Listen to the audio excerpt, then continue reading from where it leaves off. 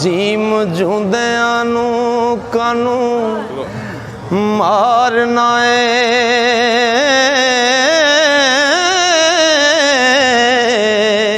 ਜੇ ਕਰ ਮੋਇਆਂ ਨੂੰ ਨਹੀਂ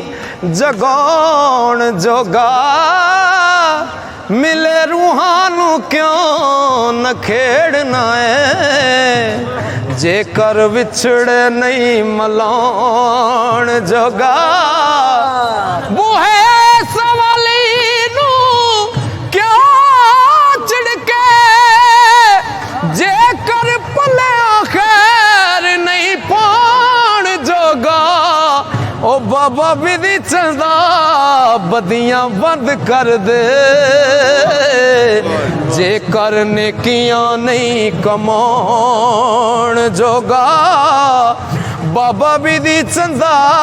ਬਦੀਆਂ ਬੰਦ ਕਰ